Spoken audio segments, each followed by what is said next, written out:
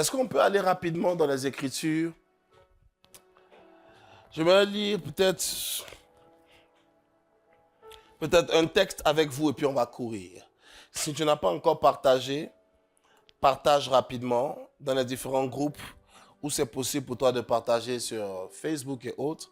Si tu n'as pas encore tagué quelqu'un, qu'il te reste dans ton répertoire des personnes que tu aimes et que tu apprécies, alors prends la peine de les taguer maintenant. Et puis je suis en train de démarrer. On va prendre notre première lecture ce soir dans Matthieu, le chapitre 27, et on va lire le verset 46. D'accord? Matthieu, le chapitre 27, et on va lire le verset 46. Qu'est-ce qui est écrit? Il dit, vers la 9e heure, Jésus s'écria d'une voix forte, Élie, Élie, lama sabachthani. C'est-à-dire, mon Dieu, pourquoi m'as-tu abandonné? Quelques-uns de ceux qui étaient là l'ayant entendu dire, il appelle Élie. Et aussitôt l'un d'eux courut prendre une éponge qu'il remplit de vinaigre et l'ayant fixé sur un roseau, il lui donna à boire. Mais les autres disaient, laisse, voyons si Élie viendra le sauver. Jésus poussa de nouveau un grand cri et rendit l'esprit. Verset 50. On poursuit au verset 51. Et voici, le voile du temple se déchira en deux depuis le haut jusqu'en bas. La terre trembla, les rochers se fondirent. Les sépulcres s'ouvrirent et plusieurs corps des saints qui étaient morts ressuscitèrent.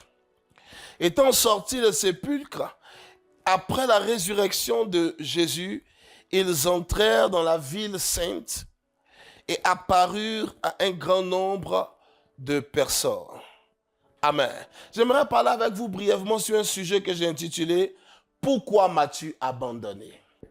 Cette lecture se situe dans cette période où Jésus, après 3 années et demie de ministère, est capturé, est torturé pendant plusieurs jours et ensuite, au bout du compte, est cloué sur la croix. Et lorsqu'il était cloué sur la croix, vous vous souviendrez qu'il était crucifié entre 2 autres personnes qui étaient des bandits, qui étaient des brigands. Et Jésus avait été mis sur une croix au milieu de ces 2 personnes. Et justement, c'est dans ce contexte qu'il s'est mis à crier. Mon Père, pourquoi m'as-tu abandonné? Il est choquant d'entendre Jésus pousser un tel cri quand on connaît la connexion que Jésus a avec son Père. Quand on sait que Jésus avait l'habitude de le déclarer, son Père l'avait toujours exaucé, son Père était toujours avec lui. C'était clair que Jésus marchait avec Dieu. Il dit, celui qui m'a vu a vu le Père. Donc quand on voit un homme qui avait une telle connexion avec Dieu, quand on voit une personne qui avait une telle intimité avec Dieu, qui était si en phase et qui était si mixé avec Dieu son Père, il est choquant de le voir dans cette circonstance sur la croix pousser un cri qu'on pourrait naturellement attribuer à quelqu'un qui ne connaît pas le Seigneur ou à quelqu'un qui a d'une certaine immaturité spirituelle. Mais non, il s'agit de Jésus qui, dans la dimension de sa marche avec Dieu, dans la dimension de son expérience avec Dieu et de tous les exploits qu'il a expérimentés sur la terre, arrive à un niveau face à une réalité qui s'impose à lui. En l'occurrence, la circonstance de la croix, il commence à crier « Mon Père, pourquoi m'as-tu abandonné ?» Et alors, j'aimerais qu'on réfléchisse au constat. Le constat qui avait amené Jésus à pousser ce cri. Le premier constat, c'est qu'il avait été capturé, il avait été jugé avec plusieurs faux chefs d'accusation.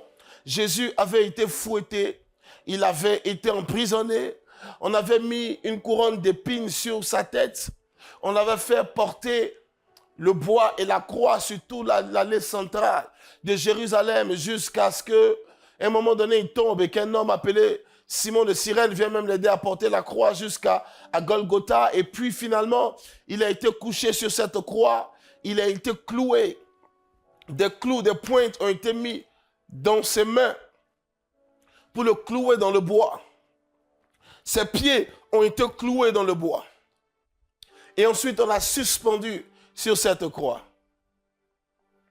Voyez-vous, la douleur et la souffrance physique que Jésus éprouvait étaient atroces. Mais au-delà de cette souffrance physique, au-delà de cette douleur corporelle, il y avait la souffrance émotionnelle. Et à quel niveau se situait cette souffrance émotionnelle? Il y avait la souffrance d'avoir été abandonné par ses disciples. Au moment où Jésus se retrouvait sur la croix, tous les disciples étaient partis. Il n'y avait plus personne pour le réconforter. Il n'y avait plus personne auprès de lui. Le rapport biblique nous montre que la seule personne qui, avant que Jésus ne meure, a constaté autour de lui, en termes de disciples, c'était Jean. Jean qui était là et sa mère Marie, qui était au pied de la croix en train de pleurer. Et Jésus pouvait dire à Jean, fils, voici ta mère. Et à Marie, mère, voici ton fils. Mais globalement, tout le monde l'avait abandonné. Il y avait cette souffrance morale. Il y avait cette souffrance intérieure. Tout le monde lui avait tourné le dos. Tous les gens qui avaient reçu de lui des miracles. Tous les gens qui avaient reçu de lui des bénédictions. Tous les gens qui avaient mangé les repas qu'il avait multipliés. Avaient tous crié, crucifiez-le, crucifiez-le, crucifiez-le. Il n'y avait donc aucun réconfort pour lui. Combien d'entre vous comprenez ce que je suis en train de dire? Et au fin fond de cette souffrance émotionnelle sur la croix, Jésus qui avait l'habitude d'entendre son Père lui parler, Jésus qui avait l'habitude d'entendre la voix du Père, Jésus qui avait l'habitude de voir les œuvres du Père, sur cette croix, la voix de Dieu ne se faisait plus entendre. Sur cette croix, les œuvres de Dieu ne se faisaient plus entendre. Oh, dis-moi Amen, et je suis en train d'avancer avec toi.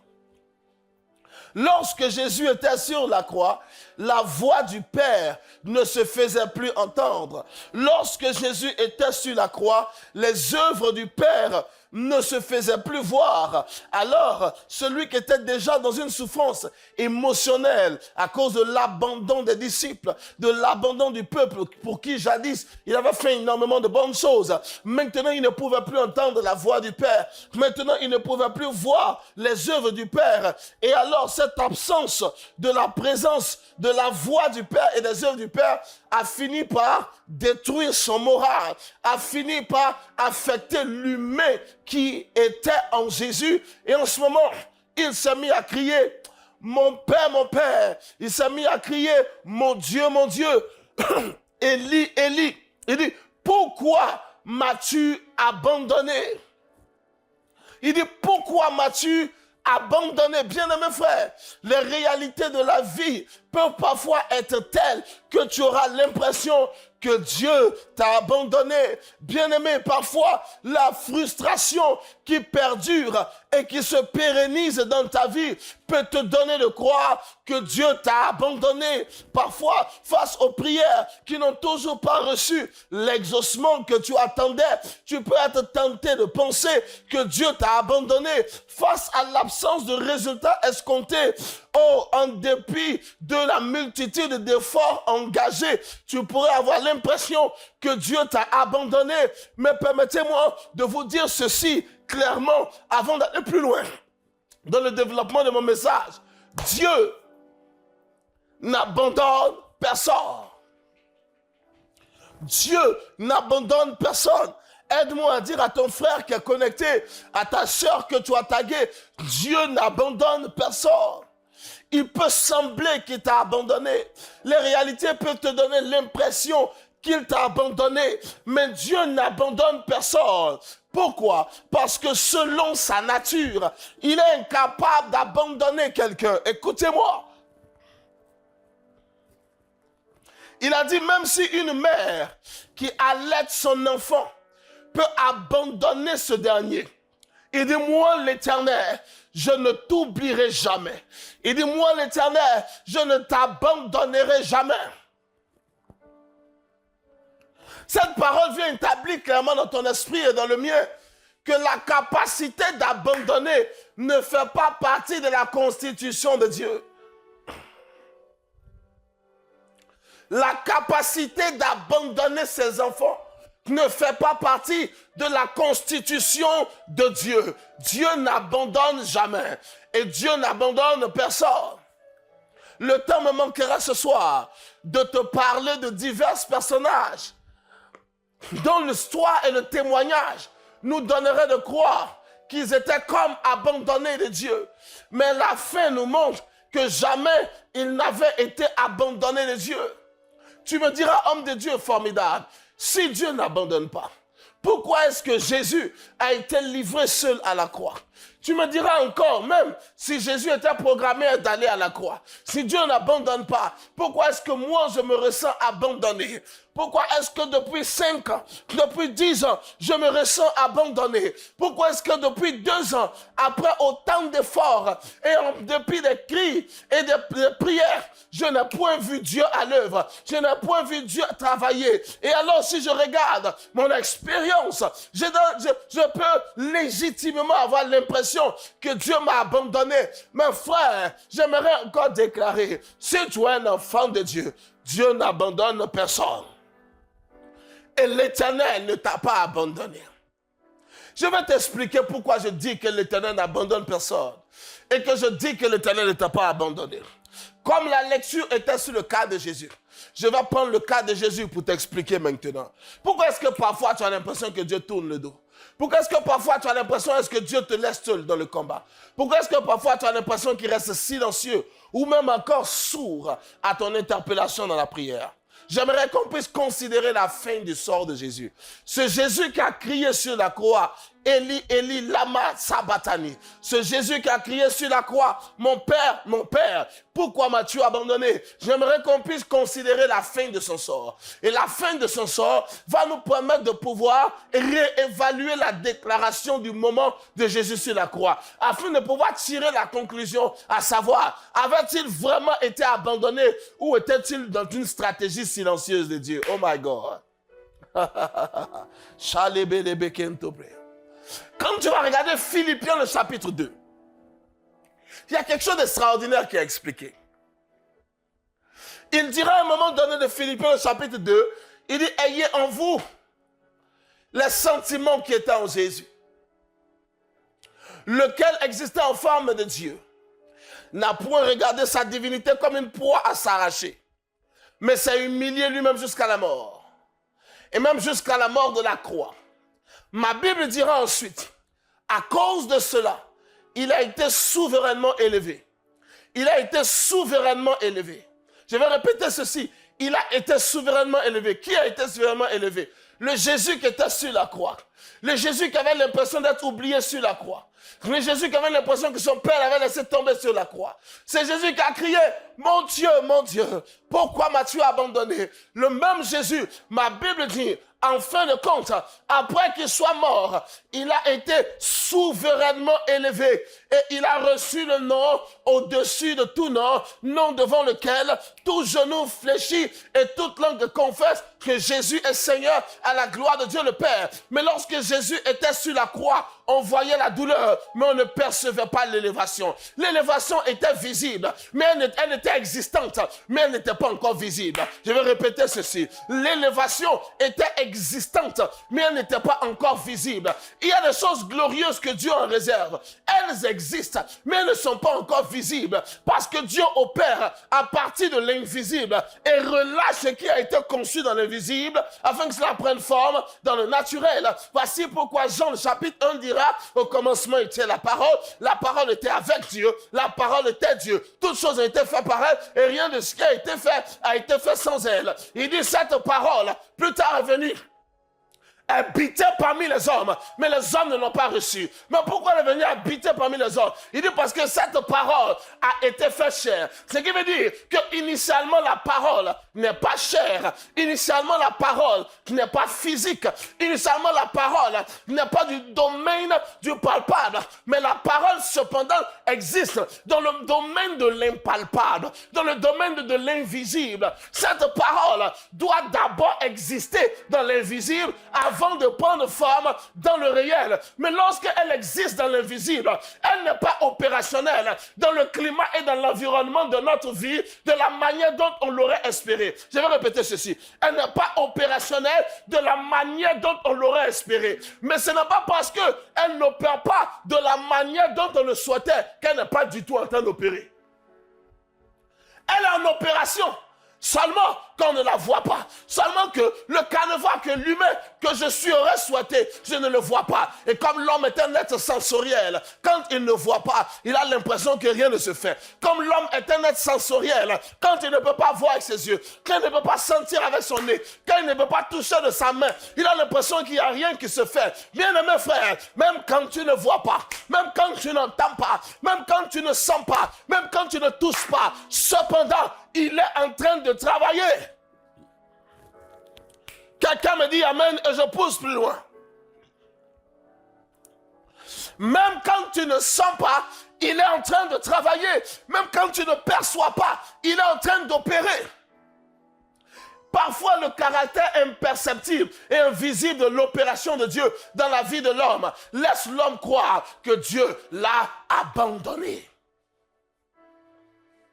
Maintenant, quand Jésus dit, mon père, pourquoi m'as-tu abandonné? La fin de ce même Jésus nous montre que son père n'avait pas abandonné. Parce que ma Bible dit, à cause de cela, il a été souverainement élevé. Par qui a-t-il été souverainement élevé? Il a été élevé par son père. Le même père dont on avait l'impression qu'il avait abandonné, c'est ce père qu'il avait souverainement élevé. Le même père dont on avait l'impression qu'il avait tourné le dos pour livrer son fils à une destruction, c'est ce même père qu'il avait souverainement élevé. Ce qui veut dire quoi? En ce moment précis, Dieu devait être silencieux pour que lorsqu'il parle, la parole soit dans une meilleure condition pour la vie de Jésus-Christ de Nazareth. Il y a des moments où tu veux que Jésus parle aujourd'hui, il ne parlera pas aujourd'hui. Il y a des moments où tu dis lève-toi aujourd'hui, il ne se lève pas aujourd'hui. Parce qu'il y a une meilleure période à le demander à Joseph. Lorsqu'il était jeté dans le puits, il avait l'impression que ce père l'avait abandonné. Il a été vendu comme esclave. Il avait l'impression que le père l'avait abandonné. Lorsque, en tant qu'esclave, sa patronne a menti sur lui et qu'il s'est retrouvé en prison, il avait l'impression qu'il avait été abandonné. Lorsque 2 ans passés en prison, en dépit de sa prière, il n'était pas sorti. Il avait l'impression qu'il avait été abandonné. Lorsqu'il a traduit le songe de l'échanson et du panetier et que l'échanson a été rétabli dans le règne et que cependant, il n'a fait aucun geste pour libérer Joseph. Joseph a eu l'impression qu'il avait été abandonné, mais un moment est arrivé. Et ce moment était ce moment où Joseph s'attendait le moins. Dieu est venu lui dire, je ne t'ai pas abandonné, je t'ai juste laissé dans le processus. Je ne t'ai pas abandonné, j'étais obligé d'être insensible à ton cri. Parce que si la sensibilité du Père que je suis venait pour te sauver de la prison à cette époque, je t'épargnais le trône d'aujourd'hui. Si la sensibilité du Père que je suis venait pour t'empêcher de devenir esclave à cette époque, quand tu pleurais, je serais en train de t'empêcher de devenir le premier ministre. Si quand tu pleurais comme prisonnier, je suis venu intervenir en ce moment précis, je t'aurais empêché d'occuper le trône. Si Dieu te laisse rentrer dans la prison et qu'il ne réagit pas, c'est parce qu'il réserve le trône. Si Dieu reste silencieux dans la bataille d'aujourd'hui, c'est pour pouvoir mieux parler dans la victoire de demain. Il ne t'a pas oublié, il est en train d'agir silencieusement. Oh, est-ce que le propriétaire de cette parole est connecté à cette plateforme? Il ne t'a pas oublié. Il est en train d'agir silencieusement. Voici pourquoi ma Bible dira ceci.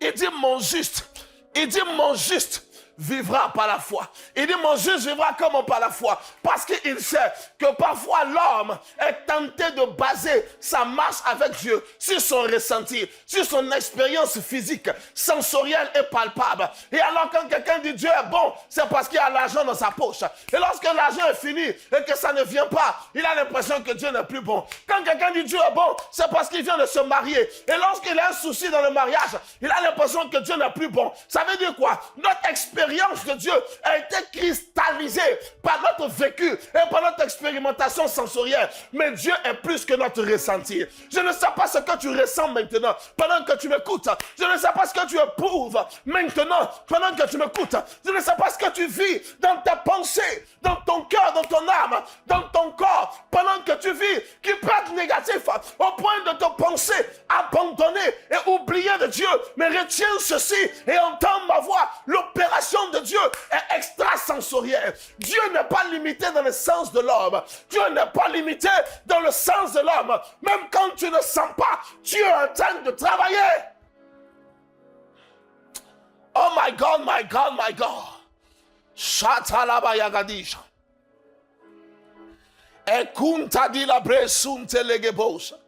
Même quand l'enfant n'a pas encore pris forme dans ton ventre, tu es en train de travailler.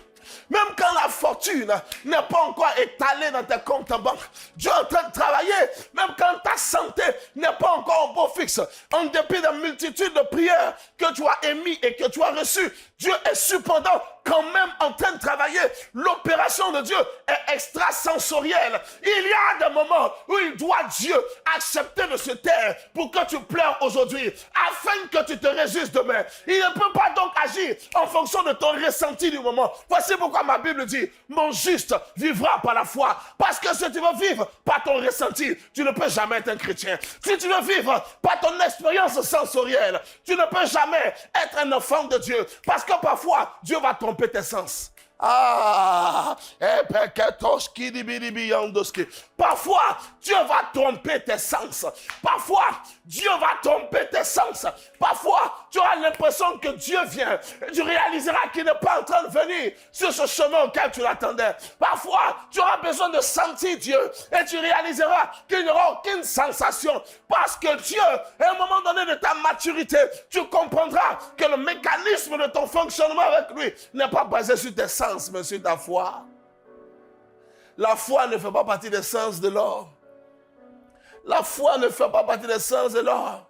C'est pourquoi il dit, mon juste vivra par la foi.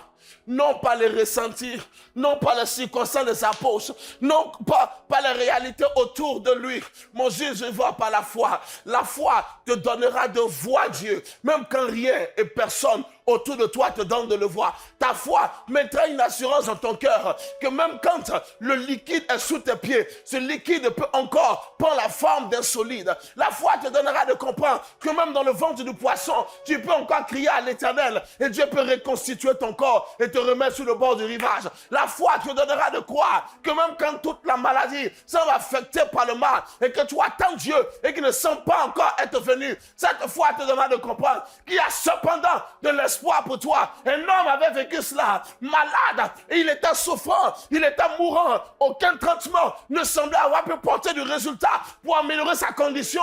Et cet homme s'assoit et il dit, je ne mourrai pas, je vivrai et je raconterai les merveilles du Seigneur. Je ne mourrai pas, je vivrai. Mais David, tu comptes sur quoi? Ton corps est en train de périr, tu es malade. Les meilleurs médecins du territoire ont garanti, ont certifié que ton sort est scellé.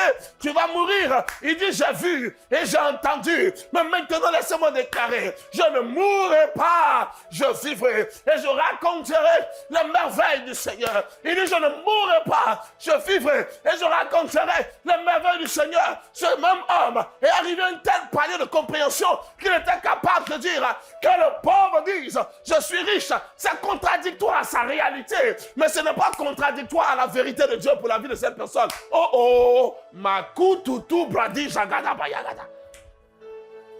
Il dit que les faibles disent, je suis fort. Ce n'est pas une négation ou une ignorance de son état de faiblesse, mais c'est l'expression de la vérité de Dieu au-dessus de l'expérience de sa réalité. Jésus était sur la croix. Il dit, mon Père, pourquoi m'as-tu abandonné? Chaque jour que Jésus parle au Père, le Père répond. Mais ce jour, le Père n'a donné aucune réponse. Il n'a donné aucune réponse parce qu'il y a un meilleur moment où il devait parler. Il ne devait pas parler juste pour répondre au sentimentalisme de Jésus qui souffrait dans la chair dans cette période spécifique. Mais il devait répondre à la gloire qui était réservée à Jésus après ces circonstances. Parfois, il va ignorer tes pleurs. Parfois, il va ignorer tes larmes. Mais il n'est pas en train de les oublier. Il n'est pas en train de les abandonner. Il s'en détourne juste aujourd'hui pour ne pas céder à la sensibilité de l'humanité et de l'émotionnalisme afin de pouvoir exécuter le plan supérieur qu'il a en réserve pour toi. Même si aujourd'hui, c'est comme s'il t'a laissé à la queue, c'est parce qu'il parlera à la fin. Avez-vous déjà découvert? Cet homme a dit, je sais que mon Rédempteur est vivant. Ah, yande breguedou chatere bébé. Je sais que mon Rédempteur est vivant. Il n'a pas dit je sens. Il n'a pas dit j'ai l'impression. Il n'a pas dit j'ai une sensation qu'il est vivant. Non. Il dit je sais. Mes poches sont vides. Mais je sais que je suis prospère. Est-ce que tu comprends? Un jour, je suis allé dans un programme et j'ai prêché. J'ai dit, je suis un homme béni. Je suis un homme prospère. Mais à la fin du programme, j'étais en train de marcher, en train de chercher un taxi pour pouvoir rentrer à la maison. Et les gens qui étaient dans le programme me voient là. Et puis certains ne me l'ont pas dit, mais ils avaient l'air étonnés. Le monsieur qui est si prospère, qui a prêché pour nous, n'a même pas une voiture pour l'aider à rentrer à la maison. Bien aimé, je n'étais pas en train de mentir, j'étais en train de déclarer la vérité de Dieu pour nous. Une femme enceinte peut dire à quelqu'un que j'ai un enfant. Et personne ne va l'insulter. Et personne ne va la traiter de menteuse. Elle a un enfant. Même s'il n'est pas dans sa main. Même s'il n'est pas encore attrapé. Il est en train de grandir en elle. Il est en train de grandir en elle. Quelqu'un d'autre peut être en train d'embrasser son enfant. Elle ne peut pas embrasser son enfant. Mais elle sait qu'elle porte un enfant. Quand les gens se bagarrent, elle ne peut pas se bagarrer. Pourquoi? Parce qu'elle sait qu'elle a quelque chose à préserver. Elle peut ne pas l'attraper dans sa main. Mais elle sait qu'elle le porte en elle. Et même quand elle va pleurer, parce que quelqu'un d'autre est en train d'embrasser un fils, Dieu ne répondra pas au sentimentalisme du moment, parce qu'il y a une meilleure période où il doit parler. Si Dieu ne parle pas aujourd'hui, c'est pour mieux parler demain. Souviens-toi qu'il parle le dernier. Ça veut dire que le sorcier va devoir parler. Ça veut dire que la maladie va devoir parler. Ça veut dire que les hommes vont devoir parler. Mais lorsqu'ils auront fini de parler et que le sort semblera scellé, il se lèvera et il parlera. Jésus a dit, mon Père, pourquoi m'as-tu abandonné? Il s'est tué ce jour pour pouvoir mieux parler plus tard. Quand il dira, mon fils, viens t'asseoir à ma droite, tu as satisfait mes exigences, tu as honoré mon attente, ton honneur sera d'éternité en éternité. Ton nom sera le nom au-dessus de tous les noms. Dieu ne t'a pas oublié. Il est en train d'œuvrer dans le secret. Alababo Santaba. Et Dieu ouvre un chemin là où tout semble fermé. Aladabayagada. Il œuvre pour toi dans le secret. Il ouvre un chemin pour toi. Il sera ton guide en marchant tout près de toi. Avec amour, force et sagesse, il ouvre un chemin pour toi. Il ouvre un chemin. Est-ce que tu as entendu cette mélodie? Écoute encore. Dieu ouvre un chemin là où tout semble fermé. Écoute maintenant cette partie.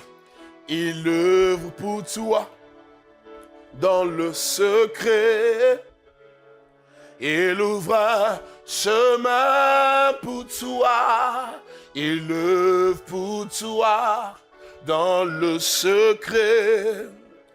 Il ouvre un chemin pour toi.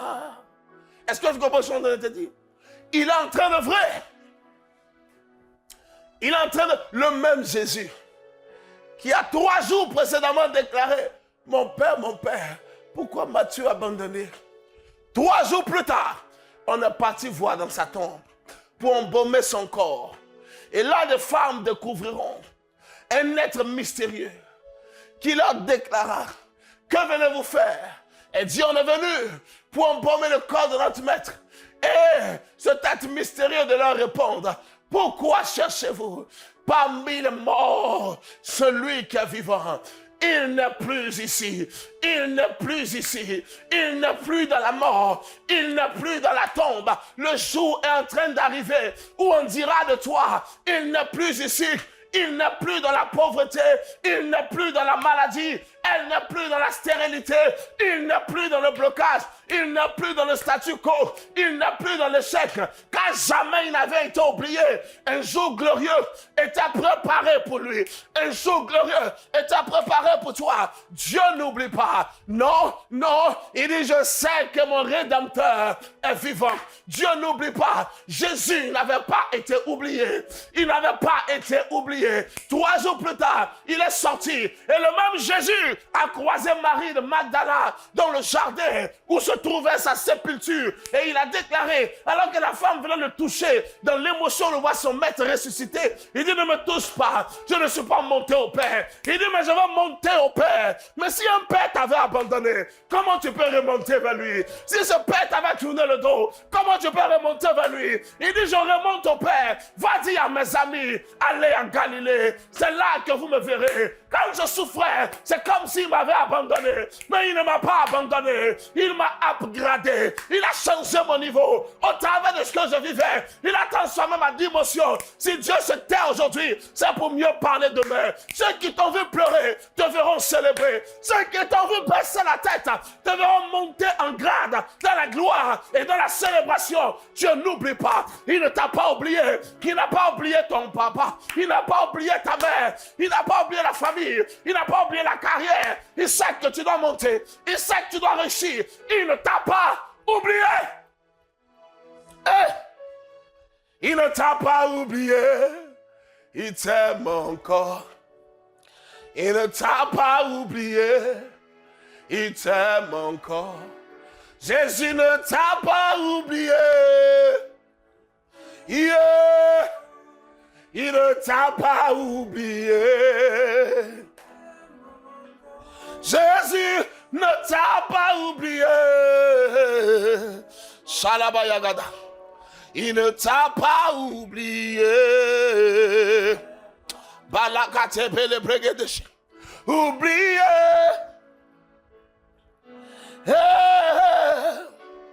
Oublié. Shanamaya balaba. Oublié. Oublié. Oublié.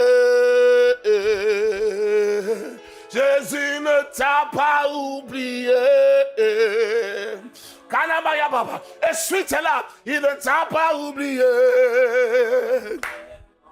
Même si tu es en arrière, il ne t'a pas oublié. Même si je manque de toi, il ne t'a pas oublié. Même si tout est dur, il ne t'a pas oublié. Jésus ne t'a pas oublié. Oh, il ne t'a pas délaissé. Allez, Kotobolo Brondos. Il ne t'a pas oublié. Et là où tu es, il ne t'a pas oublié. Ton sort va changer. Bientôt se lève la lumière qui te fera oublier les batailles des ténèbres. Les pleurs durent jusqu'au soir, mais avec le matin viendront les chants d'allégresse.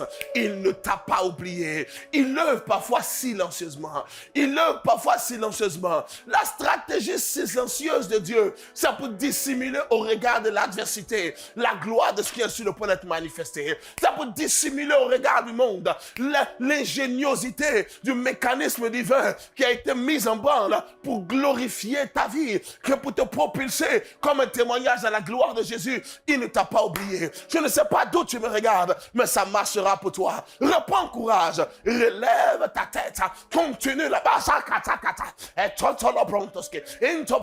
relève la tête et continue la marche, continue d'avancer. Il se tient avec toi, même quand tu ne le vois pas. Il œuvre pour toi, même quand tu ne le sens pas. Il ne t'a pas oublié. Les jours arrivent et ces jours sont maintenant où tu verras sa gloire d'une manière éclatante et d'une manière explosive. Ça marchera pour toi. Voici ma main tendue vers toi. Que ton âme soit ragaillardie, que ton cœur soit restauré, que ton énergie spirituelle soit relevée, que ta flamme et ta ferveur soient redynamisées, que tu sois remis sur pied pour avancer. Et là où tu avais pleuré, que maintenant tes larmes soient effacées et que tu commences à voir paraître le jour se lever pour ta vie, pour ta condition, pour ton ministère, pour ta famille, pour tes affaires, pour tes finances, pour ton business et pour ta destinée. Au nom de Jésus, le poids de la dépression est retiré de ta vie. Le poids de la douleur est effacé de ta vie. Le fardeau du découragement est brisé du dessus de toi. Te voilà relevé. Avec une huile fraîche, tu courras plus vite que les chevaux. À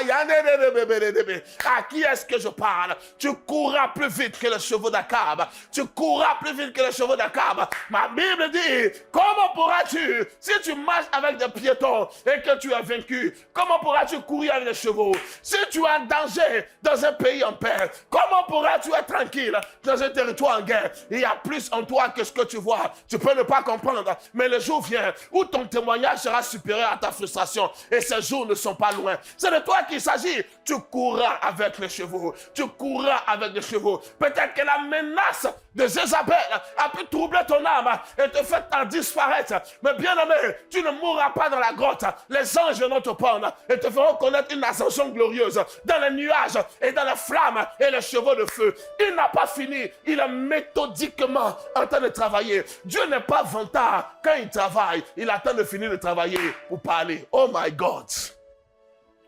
Dieu n'est pas vantard quand il bâtit. Dieu n'est pas vantard quand il travaille. Mais quand il a fini, on entendra le bruit qui annonce sa gloire. Ma main tendue vers toi, ça marchera pour toi au nom de Jésus. Je prie que cette onction te propulse hors de cette grotte et te révèle dans un témoignage glorieux. Que la chose commence à marcher. Que l'ennemi qui s'était immiscé dans cette affaire soit expulsé. Que l'opération du diable qui s'était immiscée dans ta vie soit expulsée. Tu es restauré pour une nouvelle dimension de témoignage. Quand tu me dis Amen une fois, quand tu me dis Amen deux fois, quand tu me dis Amen trois fois, ça marche pour toi au nom de Jésus.